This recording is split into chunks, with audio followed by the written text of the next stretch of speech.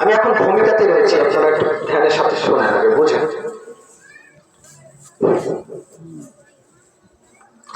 আল্লাহ তাবারাক ওয়া তাআলা ফেরেশতাদেরকে জিজ্ঞেস করেন, ফেরেশতারা কোন মাস আসছে? রমজান মাস। আল্লাহ রাব্বুল আলামিন ফেরেশতাদেরকে বলেন, ফেরেশতারা শোনো, কোন মাস আসছে?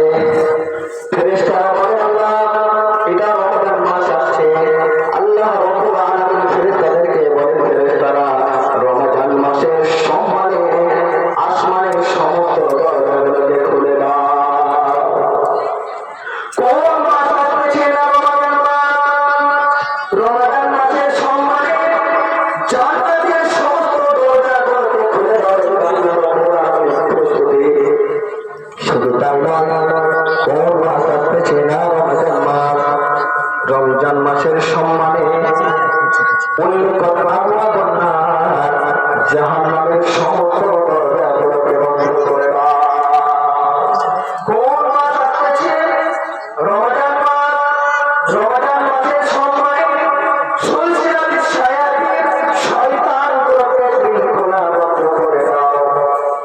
তাহলে আল্লাহ রাব্বুল আলামিনের প্রস্তুতি এতগুলো শুধুমাত্র রমজান মাসকে সম্মান করতে দিয়ে আল্লাহ রাব্বুল আলামিন নিজে প্রস্তুতি আসমানের দরজাগুলোকে খুলে দেন, জান্নাতের দরজাগুলোকে খুলে দেন, জাহান্নামের দরজাগুলোকে বন্ধ করে দেওয়া হয়, আর শয়তানকে দিল খোলা বন্ধ করে দেয়। এগুলো কার প্রস্তুতি? আল্লাহ রাব্বুল আলামিনের প্রস্তুতি। কাকে সম্মান করতে গিয়ে? না রমজান মাসকে সম্মান করতে গিয়ে। প্রিয় বাবারা আমার, তাহলে আমি আপনি কি প্রস্তুতি নিয়েছিলাম? হাতে পরীক্ষা ছিল, আমরা পারলাম না। কি প্রস্তুতি নিয়েছিলাম? তাহলে কেন এই রমজান আল্লাহ এত বড় প্রস্তুতি করল? এই রমজান মাসে এত প্রস্তুতি কিসে আসল কারণ?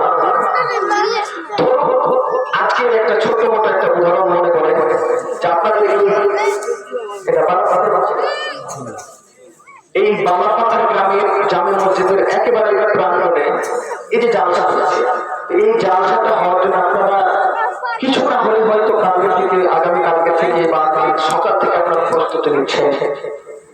এই যে প্যান্ডেল টানানো হয়েছে, খুঁটি গাড়ানো হয়েছে, আপনার স্টেজ করা হয়েছে, মাইক বক্স, এগুলো আপনারা সবকিছু ব্যবস্থা করেছেন। আর বক্তা আরেকজন আছে। তো যদি বিচার করা যায় যে এত প্রস্তুতি কেন, কিসের কারণে? বলছে অমুক অমুক জায়গা থেকে মাননীয় বক্তব্য আসবেন তাদের জন্য। তাহলে এই সভাটার সম্মান বিবেচনা করা হয় বক্তাদেরকে নিয়ে। অনুরোধ বুঝে ধরুন আমাদের মালদা জেলায় বড় একটা বিশাল সভা, সেই সভা থেকে আসবে প্রধানমন্ত্রী আসবে কিংবা মুখ্যমন্ত্রী মমতা বন্দ্যোপাধ্যায় আসবে। তো ওই সভাটার সম্মান বিবেচনা করা হয় ওই খাস ব্যক্তিকে দিয়ে। তো রমজান মাসের এত সম্মান কেন? রমজান মাসে কে আসবে? কে আসবে বলতো? কোরআন। রমজান মাসে কোন কিতাব অবতীর্ণ হবে? কোরআন। এর জন্য আল্লাহ তাআলা এত সম্মান করেছেন এই রমজান মাসকে। পবিত্র কোরআনে আল্লাহ তাআলা রমজানের সিয়ামের গুরুত্ব বর্ণনা করবেন কোরআনে, রমজানের মহত্ব বর্ণনা করবেন কোরআনে, রমজানের ফজিলত বর্ণনা করবেন কোরআনে। এর জন্য আল্লাহ তাআলা রমজান মাসে এত সম্মান দিয়েছেন, এত সম্মান দিয়েছেন, এত সম্মান দিয়েছেন। আল্লাহ তাআলা নিজে বলছেন, শাহরু রমাদান আল্লাযী উনজিলা ফীহিল কুরআন। আল্লাহ রাব্বুল আলামিন এই রমজান মাসকে সম্মান করলেন কেন? কিসে আসল কারণ? রমজান মাসের এত সম্মানের আর অন্য কোনো কারণ নয়। শাহরু রমাদান আল্লাযী উনজিলা ফীহিল কুরআন। আল্লাহ রাব্বুল আলামিন এই রমজান মাসে পবিত্র কোরআনকে অবতীর্ণ করলেন। এর জন্য রমজান মাসের এত মর্যাদা, এত ফজিলত। আমি চটচট করে বলবো, যেহেতু সময় 9:30 পর্যন্ত। 1 নম্বর পয়েন্ট আপনারা মনে রাখেন। তাহলে রমজান মাসের কোনো গুরুত্ব নেই, রমজান মাসের কোনো মর্যাদা নেই, রমজান মাসের কোনো ফজিলত নেই। কোরআন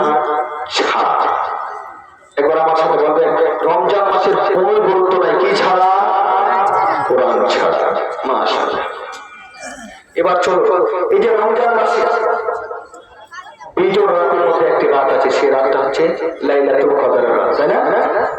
এই লাইলাতুল কদরের রাতের এত কেন গুরুত্ব, কি সেই আসল কারণ যে লাইলাতুল কদরের রাত 1000 মাস আপনি টানা ইবাদত করে জানেন পাবেন। only one night যদি আপনি একটি রাত ইবাদত করেন তার থেকে বেশি নেকি পাবেন, সেটা হলো এই লাইলাতুল কদরের রাত।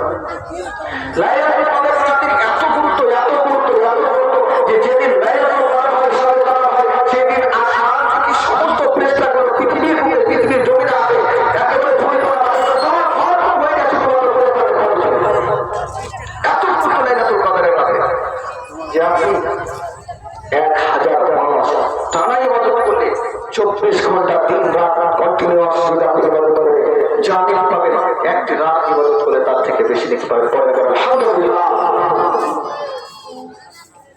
তাহলে এই লাইলাতুল কদরের এত গুরুত্ব কেন? আল্লাহ রাব্বুল আলামিন বলছেন, ইন্না আনজালনাহু ফি লাইলাতিল কদর।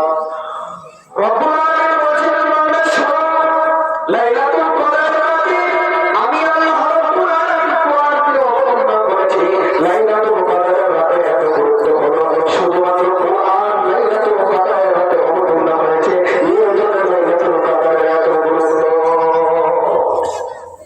তাহলে লাইলাতুল কদরের কোনো গুরুত্ব নেই, লাইলাতুল কদরের কোনো শ্রেষ্ঠত্ব নেই, লাইলাতুল কদরের কোনো মহত্ব নেই, কোনো ফজিলত নেই, শুধুমাত্র কোরআন ছাড়া। লাইলাতুল কদরের রাত আপনি সারা রাত জেগে বসে কাটিয়ে দিলেন, সারা নিজের মাধ্যমে কাটিয়ে দিলেন, চায়ের মাধ্যমে কাটিয়ে দিলেন, অথচ যার জন্য লাইলাতুল কদরের এত গুরুত্ব, যার জন্য লাইলাতুল কদরের এত মহত্ব, যার জন্য লাইলাতুল কদরের এত ফজিলত, সেই কোরআন আপনি সারা রাত জেগে কাটিয়ে দিলেন, অথচ কোরআনে একটি মহত্ব দেখলেন না। এই রকম আপনার রাত জাগা থেকে ঘুমিয়ে থাকাটা উত্তম ছিল। প্রিয় বান্ধবীরা, তাই লাইলাতুল কদরের গুরুত্ব হচ্ছে শুধুমাত্র কোরআন এই লাইলাতুল কদরের রাতে অবতীর্ণ হয়েছে এর জন্য। এবার চলে চটচট করে বলছি, আমরা কোন নবীর উম্মত? মুহাম্মদ সাল্লাল্লাহু আলাইহি ওয়াসাল্লাম। তো মুহাম্মদ সাল্লাল্লাহু আলাইহি ওয়াসাল্লাম এত শ্রেষ্ঠ নবী কেন? যে মুহাম্মদ সাল্লাল্লাহু আলাইহি ওয়াসাল্লাম সমস্ত আদম সন্তানের সর্দার, শুধু তাই নয়, তিনি সমস্ত আম্বিয়াদের ইমাম। তাহলে এত শ্রেষ্ঠত্ব কিসের কারণে, কিনা এত মর্যাদা কিসের কারণে? মুহাম্মদ সাল্লাল্লাহু আলাইহি ওয়াসাল্লাম কত সম্মানীয় নবী, কত সম্মানীয় নবী, কত শ্রেষ্ঠ নবী। কিয়ামতের মাঠে আল্লাহ তাআলার সামনে কোন নবী আল্লাহ তাআলার সামনে কথা বলতে পারবে না। আল্লাহ তাআলার সামনে, আল্লাহর ক্ষমতার সামনে, আল্লাহর রয়াতের সামনে কোন নবী কথা বলতে পারবে না। আল্লাহ তাআলা যাকে বিনা সৃষ্টি করেছেন, সেই আদম আলাইহিস সালাম সেও আল্লাহ তাআলার সামনে কথা বলতে পারবেন না। শুধু তাই না, আল্লাহ তাআলা শুধু মা দিয়ে জিনাকে বাপ ছাড়া ঈসা আলাইহিস সালাম, সেই নবীও আল্লাহ তাআলার সামনে কথা বলতে পারবে না। শুধু তাই নয়, আল্লাহ তাআলা নিজের জবানে যাকে খলিল বলেছেন, বন্ধু বলেছেন, দোস্ত বলেছেন, সেই ইব্রাহিম আলাইহিস সালাম, সেই নবীও আল্লাহ তাআলার সামনে কথা বলার ক্ষমতা রাখবেন না।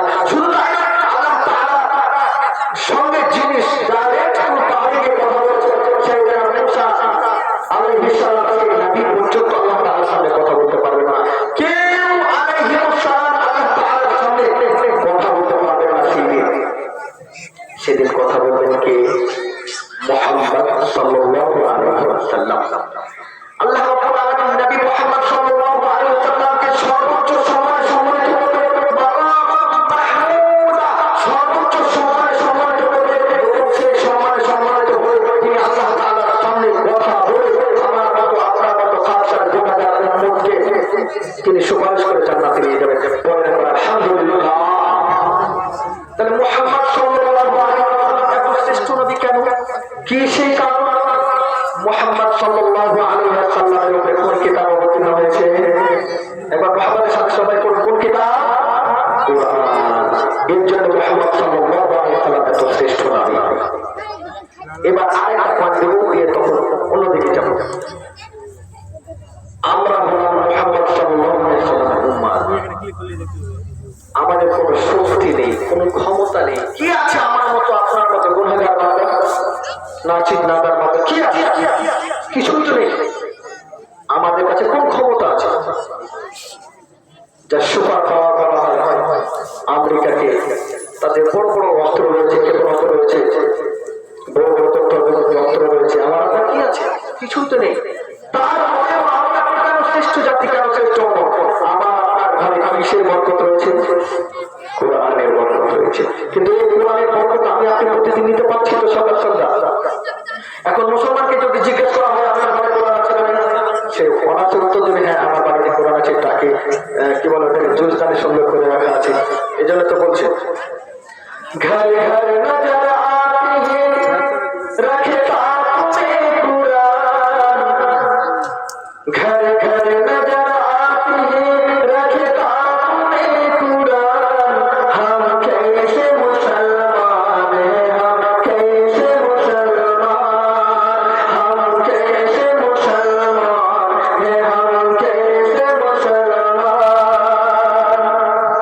है खौफ दिल में न तो गैरत ईमान, हम कैसे मुसलमान हैं, हम कैसे मुसलमान, हम कैसे मुसलमान हैं, हम कैसे मुसलमान।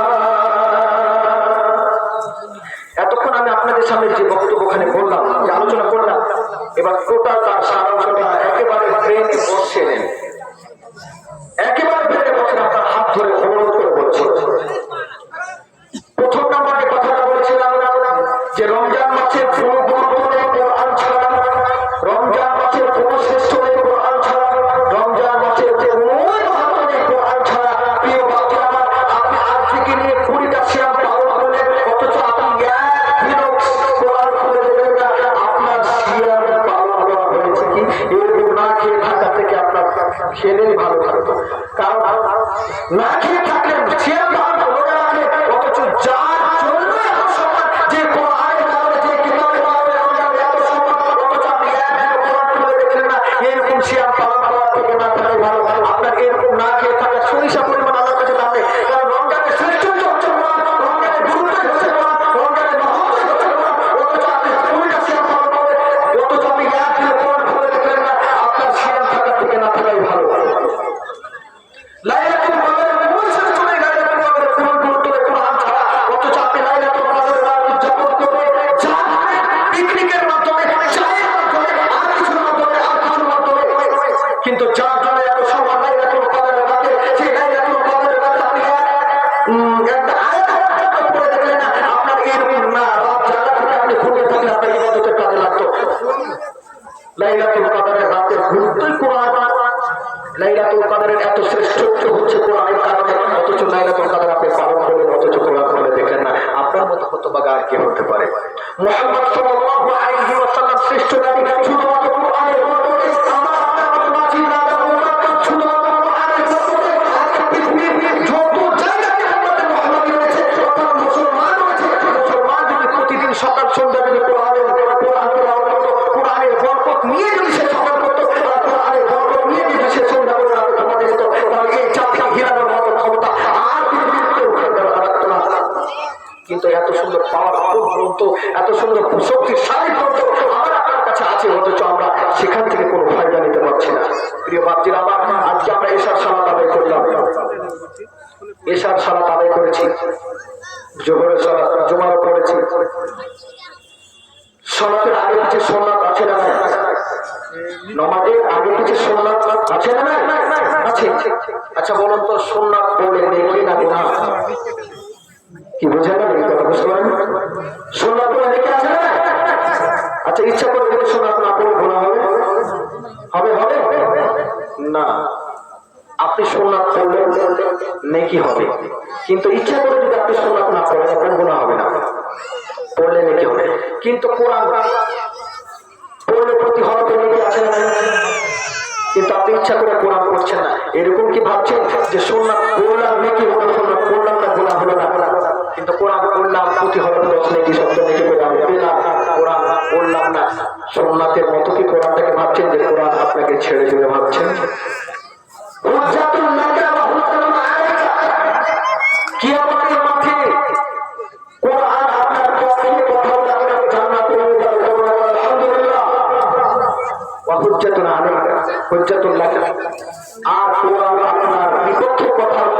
জাহান্নামে নিয়ে চলে যাবে। এই কোরআন আপনাকে জাহান্নামে নিয়ে চলে যাবে, আবার কোরআন আপনাকে জান্নাতে নিয়ে যাওয়ার জন্য যথেষ্ট। অথচ আপনি কোরআন ভুলে গেছেন না। মুসলমানের ঘরে জন্ম বিচার মুসলমানের সন্তান বিদায় হয়ে গেলে কোরআন ভুলে গেলাম না। আপনি ভাবছেন কোরআন আপনাকে ছেড়ে দেবে, অত সোজা নয়। নিয়ামত যত বড়, কোরআনের মতো নিয়ামত আর আমাদের কাছে কিছু হতে পারে? এটা সব থেকে বড় নিয়ামত। এই নিয়ামত আমার কাছে যত বড়, তত বড় এই কোরআন। এখন বলছে আমি কোরআন পড়তেই জানি না, জি তো কি করে হবে? প্রিয় বাবজি, আমার ভাইয়ের আমার, আমি যদি এখন আপনাকে প্রশ্ন করি যে আপনি বাংলা কিছু জানি না? হ্যাঁ, অনেক কিছু আমি ডিগ্রি অর্জন করে রেখেছি। আমি এইচএস করেছি, এসএসসি করেছি, বিএ করেছি, কমপ্লিট করেছি, সব কিছু করেছি, কিন্তু আমি কোরআন পড়তেই জানি না। আপনার সমস্ত পৃথিবীর ডিগ্রি অর্জন করার আপনার সুযোগ, অথচ কোরআনটা আপনার পড়ার তৌফিক হলো না। কোরআন আপনি শিখতে পারেন না। আপনি কোরআন ভাবছেন সমস্ত কিছু করে নিয়েছেন, কোরআন শিখতে পারেন, তো ভাবছেন যে কোরআন আপনাকে ছেড়ে দেবে, অত সোজা নয়। এই যে বললাম, নিয়ামত যত বড়, তত বড়। এবার আপনি চিন্তা করে রাখেন, একেবারে ছোট্ট ফুটবল সংসারটিকে 1000, 2000, 2000 টাকা মাসে আপনি ইংলিশ মিডিয়ামে রেখেছেন, তাকে চক্ষ ইংলিশ ম্যান করছেন, সব কিছু করছে, অনেক বড় ইংলিশের কথা বলছে, অথচ আপনার সেই ছেলেটা একটা সুরা ভাতে আপনার করে বলতে পারে না, মাথায় সাথে সুন্দর করে বলতে পারে না। এর পিছনে টাকা নষ্ট করে, টাকা তো নষ্ট নয়, এটা আপনার নেকিও হবে। এর কোরআন শেখার জন্য আপনি কদিন টিউশনে রেখেছেন, এটা আপনাদের গ্রামে আমার শ্রদ্ধেয় বন্ধু ভাই, যদি তাকে প্রশ্ন করা হয় যে ভাই আপনাকে এরকম টিউশনে দেখে ওকে কোরআন শেখার জন্য কি নিয়ে যায়, তো মনে হয় তো নাই আসবে। তাহলে ইংলিশ শেখার জন্য, বাংলা শেখার জন্য, অঙ্ক শেখার জন্য, ম্যাথমেটিক্স সব শেখার জন্য আপনি টাকা নষ্ট করতে পারলেন, অথচ কোরআন যেটা আপনার কি ব্যাপারে দরকার, সব জায়গাতে দরকার। এটা এমন একটা গ্রন্থ, টাকালে দেখি, দান করলে নাকি, পড়লে নাকি, চুমু খেলেও নাকি, এর মতন আর মহাগ্রন্থ হতে পারে? অথচ এই কোরআনের পেছনেই আমরা শৈথল্যতা করছি, একে শিক্ষার জন্যই আমরা অলসতা করছি। আজকে তো কোরআন শিক্ষাকে মানুষ ফকির বিদ্যা মনে করে নিয়েছে। প্রিয় বাবজি, আপনাকে বলছি, আপনার ছেলেরা লাখ লাখ টাকা খরচ করে ইংরেজি শিখেছে, আপনি তাকে যে তাকে মেম্বার উঠিয়ে সে কি করে খুব দিয়ে দেয়, আপনি ডাকুন তাকে। সে আপনি মারা গেছেন, আপনার বাবা মারা গেছে, আপনার ছোট্ট সন্তান 10 বছরের সন্তানটাকে আপনি বলুন যে তোমাদের আমি লাখ লাখ টাকা খরচ করে ইংলিশ মিডিয়ামে পড়ি, তুমি তোমার বাবু বা দিদা জানা জানা পড়বে না, তার ক্ষমতা নেই। কিন্তু 10 থেকে 15 বছরের মক্তবের শিশু আপনাদের সামনে মাদ্রাসা, ফুলকামিয়া মাদ্রাসা, সেই বাচ্চাগুলোকে তাকে সে সুন্দর জানাজা করে দেবে, অথচ আপনি তাকে দেন মাত্র, যখন মাদ্রাসায় সে পড়তে যায় তাকে দেন মাত্র 20 টাকা থেকে 50 টাকা, বড়দের 100 টাকা। আর যে ছেলেটা আপনার ইংলিশ শিখছে তাকে আপনি মাসে 500 টাকা, 1000 টাকা, 1500 টাকা, 2000, 5000 টাকা আপনি তার পিছনে করছেন। বর্ণনা আছে, কিন্তু আপনাকে যেটা করতে হবে, আপনার ছেলের অন্তরে তার শিরা তাকে কোরআন তাকে দিতে হবে। এই জন্য আপনারা কত চেষ্টা করছেন, নিজেরাই খেয়াল করে দেখবেন। তো আমি আপনাদেরকে এতক্ষণ থেকে এটা বুঝাতে চাইছি, আল্লাহ তাআলা নিজে প্রস্তুতি নেন রমজান মাসে। আমি আপনি কি প্রস্তুতি নিয়েছিলাম যে রমজান মাসে আমি কোরআন তেলাওয়াত করব, কোরআন খতম করব, এরকম কি আমি আপনি প্রস্তুতি নিয়েছিলাম? নেই। আল্লাহ তাআলা নিজে প্রস্তুতি নিচ্ছে। কেন? কোরআন অবতীর্ণ হবে তার জন্য, কোরআন আপনার মাসে তার জন্য, কোরআন এই মাসে এসেছে তার জন্য, এই মাসে কোরআন এসেছে। আর আপনি এই মাসে কোরআন পেলে আপনি পড়তে জানেন কি জানেন না, একজন কোন মৌলভী সাহেবের কাছে আপনি ট্রেনিং করে দিলেন যে ভাই আপনি দয়া করে আমাকে কোরআন পড়াটা শিখান, আপনি একজন ট্রেনিং নিচ্ছেন না। এই মাসে কোরআন এসেছে, এই মাসে কোরআন পড়ে কোরআন খতম করতে হতো। যারা জানেন না তারা শেখার জন্য চেষ্টা তো করতেন, আপনি ডবল বেনিফিট দেবেন। প্রিয় বাচ্চারা, আমার ভাইরা, যদি আপনি এরকম পূর্ব প্রস্তুতি না নিয়ে থাকেন, আমাদের সময় রয়েছে, আপনি ইচ্ছা করলে সবকিছু কিছুটা সময় আপনি শিখতে পারবেন। আর যারা করছেন আলহামদুলিল্লাহ, আলহামদুলিল্লাহ। তো শেষ কথা হচ্ছে এটা, যদি ওখানে প্রস্তুতি না নিয়ে থাকেন, মা বোন আপনাদেরকে বিশেষভাবে অনুরোধ করছি, যারা আপনারা কোরআন করতে জানেন, অন্তত এক ফেরা কোরআন খতম করবেনই করবেন। আর যারা করতে জানেন না, শেখার চেষ্টা করবেন, নচেত আপনি কিয়ামতের মাঠে ধরা খেয়ে যাবেন, জাহান্নামে নিয়ে চলে যাবে। এবার চলে আল্লাহ তাআলার কাছে আমরা এতক্ষণ আলোচনার এই দোয়াটা করি, আল্লাহ তাআলা যেন আমাদেরকে সঠিকভাবে কোরআন শেখার, বুঝে পড়ার তৌফিক এনায়েত করেন। সবাই অন্তত বলুন আল্লাহুম্মা আমিন। এবার চলে আল্লাহ রাব্বুল আলামিনের কাছে আমাদের প্রশ্নমূলক কিছু কথা থাকবে। আল্লাহকে জিজ্ঞাসা করছি, আল্লাহ রাব্বুল আলামিন নিজে বলছেন, ইয়া আইয়ুহাল্লাযীনা আমানু কুতিবা আলাইকুমুস সিয়ামু কামা কুতিবা আলাল লাযীনা মিন ক্বাবলিকুম লাআল্লাকুম তাত্তাকুন। আল্লাহ রাব্বুল আলামিন বলছেন, বান্দা শোনো, ইয়া আইয়ুহাল্লাযীনা আমানু। আল্লাহ রাব্বুল আলামিন শুধুমাত্র ঈমানদারকে ডেকে বলছেন, আমানু বলছেন, হে ঈমানদারগণ, যারা তোমরা আল্লাহকে যারা তোমরা আখিরাতের প্রতি বিশ্বাস স্থাপন করেছো, তাদেরকে ডেকে আল্লাহ রাব্বুল আলামিন বলছেন আমানু। তারপর আল্লাহ রাব্বুল আলামিন বলছেন কি, কুতিবা আলাইকুমুস সিয়াম, আমি তোমাদের উপরে রমাদানের সিয়ামকে লিখিতভাবে ফরজ করে দিলাম। জফর ভাই আওয়াজ কমে গেল মনে হচ্ছে।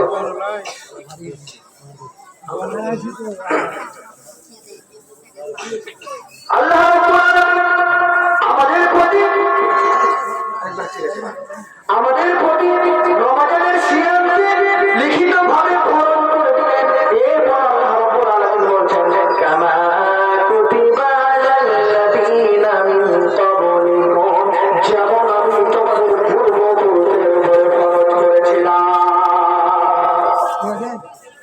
এখন আমরা আল্লাহকে বলছি, আল্লাহ রোজা কি জিনিস বা সিয়াম কি জিনিস? আল্লাহ বলছে যে শুধু সাজুদ থেকে নিয়ে মাগরিবের আগ পর্যন্ত না খেয়ে থাকতে হবে, 13-14 ঘন্টা না খেয়ে থাকতে হবে, এর নাম হচ্ছে সিয়াম। ঠিক, এর নাম সিয়াম, না খেয়ে থাকার নাম সিয়াম। আল্লাহ বলছেন হ্যাঁ। এখন আল্লাহকে বলছে, আল্লাহ আপনি আমাদেরকে না খেয়ে রেখে আপনার কোনো ফায়দা আছে? আল্লাহ বলছে, বাবা তোমাদেরই ফায়দা আছে। প্রিয় বাবজিরা, আপনাদেরকে একটা কথা বলি, বড় আপনার সন্তানের বাবা, আপনার সন্তান যদি না খায় আপনাকে ভালো লাগবে? কথা বলেন, ভালো লাগবে? লাগবে না। সন্তান যদি না খায় তার জন্য বাবা মা পেরেশানি হয়ে যায়।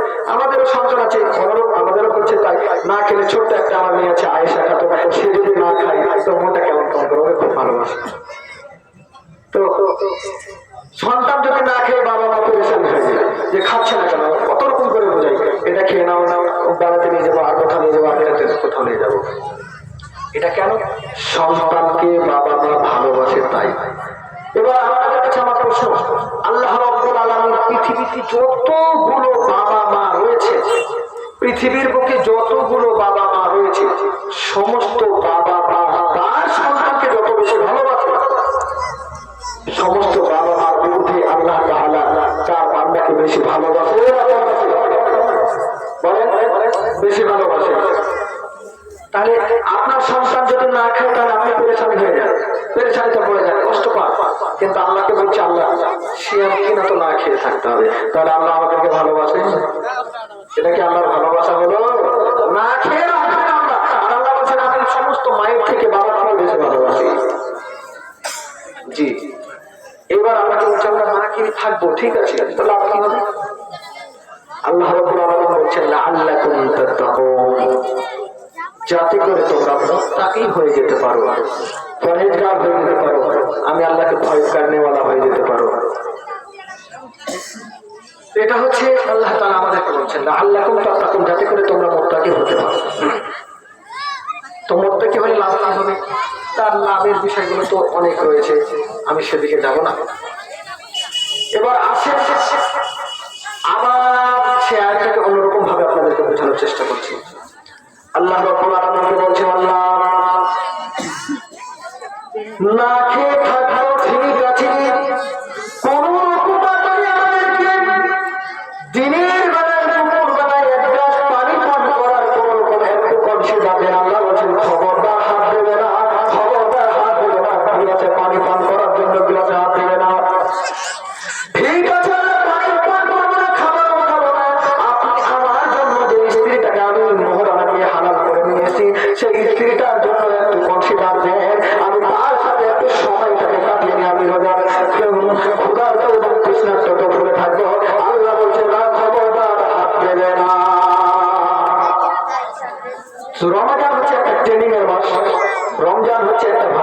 রমজান হচ্ছে একটা ছাঁচ, একটা গাছ, এখানে যারা ঢুকে যাবে তারা মোত্তাকি হয়ে যাবে। এবার আল্লাহ বলছেন, বান্দা আমি তোমাদেরকে 1 মাস না খেয়ে রেখে আমি তোমাদেরকে ট্রেনিং প্রাপ্ত করে নিচ্ছি, একবার দক্ষতা সাথে তোমাদেরকে ট্রেনিং করিয়ে নিচ্ছি যে বাকি 11 মাস তোমরা কিভাবে থাকবে। সম্মানিত উপস্থিতি, পয়েন্টগুলো আপনারা ভালো করে বুঝেন। আল্লাহ আমাদেরকে না খেয়ে রাখে। প্রিয় বাবা দিলা, আমার অনেক বাবা আছে, ভাই আছে যারা 11 মাস দিনের বেলায় বিড়ি খায়, খয়নি খায়, এরকম জিনিসগুলো খায় তারা দিনের বেলায় 11 মাসে।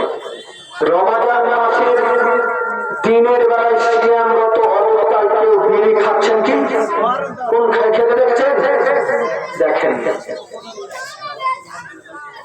রমজান মাসের বাইরে বাকি 11 মাস অনেক মানুষকে দেখেছেন মদ্যপান করে।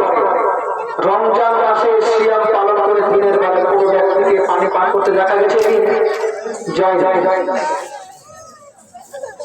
আমি নিজে টাকা দিয়ে শ্বশুর বাড়ি থেকে যে মেয়েটিকে মোহরানা দিয়ে মোহর দিয়ে হালাল করে নিয়ে এসেছেন, 11 মাস দিনকি রাত্রি সকালকে বিকালকে আপনার জন্য বলবো, সেই আপনার অভ্যাসটাকে আল্লাহ রাব্বুল আলামিন দিনের বেলায় রমাদান মাসে হারাম করেছেন।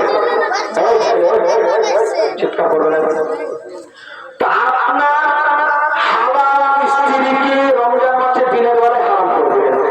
আমি আপনার ভাত খাই, রুটি খাই, বাকি 11 মাস দিনের বেলায় রমজান মাসে দিনের বেলায় হারাম করবেন। মানুষ মদ পান করে 11 মাস দিনের বেলায় রমজান মাসে সিয়াম রাখা অবস্থায় সে মধ্যে হাত দেয় না। 11 মাস আপনি বিড়ি খান, খান, আর কিছু খান, আর কিছু খান, সবকিছু তার দিন বাদে খেয়ে চলে যাবে। কিন্তু এই রমজান মাস যখন আসে তখন আপনি দিনের বেলা এগুলো জিনিসে হাত দিচ্ছেন না। আল্লাহ আপনাকে কৌশল করে, আল্লাহ আপনাকে কৌশল করে আপনার ভিতরে যে যোগ্যতা লুকিয়ে আছে সেটা ফুটিয়ে তুলছে। এখন যদি বলা হয় যে ছাড়তে পারি না, দিন ছাড়তে পারি না, কি করবো, অভ্যাস হয়ে গেছে। আল্লাহকে যদি বলা হয় যে আল্লাহ অভ্যাস হয়ে গেছে ছাড়তে পারি না, তো আল্লাহ বলবেন, বক্তা চলে এসছে, আমি আর কথা বলবো না, শুধু পয়েন্টগুলো আপনাদের বুঝে দিয়ে শেষ করছি। আল্লাহ রাব্বুল আলামিন বলবেন, বান্দা তুমি যে বলছেন আমার বিড়ি খাওয়া অভ্যাস ছিল আমি ছাড়তে পারিনি, খয়নি খাওয়া অভ্যাস ছিল আমি ছাড়তে পারিনি, সিগারেট খাওয়া অভ্যাস ছিল আমি ছাড়তে পারিনি, দোকান করা আমার অভ্যাস ছিল ছাড়তে পারিনি, লোকের যেগুলো আমার জন্য জায়েজ ছিল তাকে মোহর দিইনি, সেই রকম মেয়েদের কাছে যাওয়া আমার অভ্যাস ছিল আমি ছাড়তে পারিনি। আল্লাহ রাব্বুল আলামিন বলবেন, বান্দা পৃথিবীর বুকে চলে যাও, কি আমাদের মাঝে কথা বলছি, পৃথিবীর বুকে চলে যাও, রমজান মাসের দিনের বেলাটাকে তুমি একবার স্মরণ করো। রমজান মাসের দিনের বেলায় তোমার জন্য বাকি 11 মাস ভাত রুটি যেগুলো হালাল ছিল সেগুলো রমজান মাসের দিনের বেলায় তোমার জন্য আমি হারাম করে দিয়েছিলাম। তুমি সেই থেকে তুমি বিরত থাকতে পেরেছো, তোমার ভিতরে যোগ্যতা ছিল। তুমি রমজান মাসের দিনের বেলায় সিগারেটও খাওনি, বিড়িও খাওনি, খয়নিও খাওনি, তার মানে তোমার ভিতরে যোগ্যতা ছিল, ছাড়ার তুমি ইচ্ছা করে খেয়েছিলে।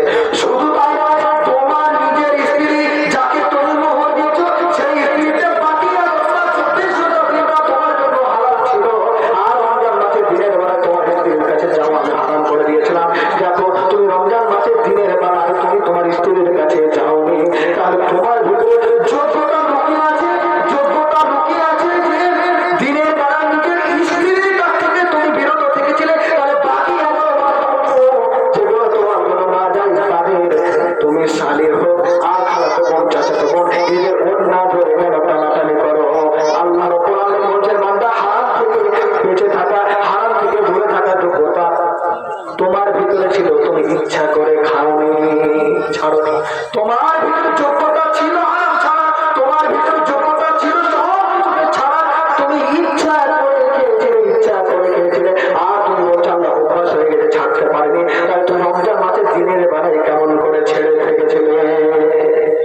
আল্লাহ আমাদের যোগ্যতাটাকে ফুটিয়ে তুলে নিচ্ছে এই রমজান মাসের দিনের বেলায়। আপনি রমজান মাসের দিনের বেলায় সবকিছু থেকে বিরত থাকতে পারছেন, তো বাকি 11 মাস আপনি রমজান মাসে আপনি দিনের বেলায় না রমজান মাসে আপনি বাকি 11 মাস কেন মধ্যে বলে ভাবছেন, রমজান মাসে দিনের বেলায় আপনি বিড়ি না খেয়ে থাকতে পারছেন, বাকি 11 মাস কেন আপনি বিড়ি খাচ্ছেন, রমজান মাসে দিনের বেলায় আপনি সমস্ত আপনার স্ত্রী থেকে আপনি দূরে থাকতে পারছেন, বাকি 11 মাস আপনার কেন দেখা যায় আপনি এদের কাছে আপনি কিছু কিছু ঘুরে বেড়াচ্ছেন? আপনার যোগ্যতা নেই, আপনার যোগ্যতা আছে, আপনি ইচ্ছা করে করছেন, আল্লাহর কাছে আপনি আঁকে দিতে পারবেন না।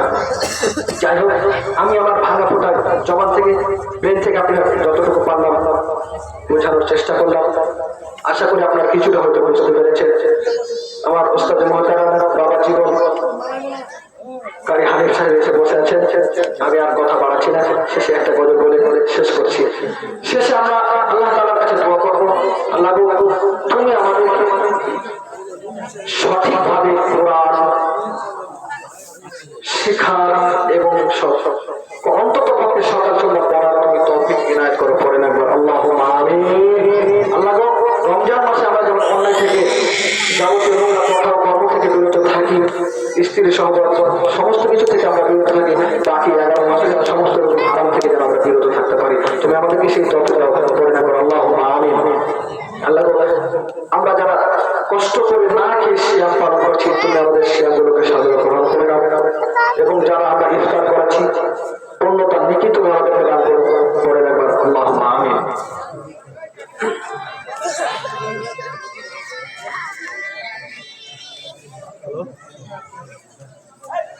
ঠিক আছে বসে আছি। হ্যাঁ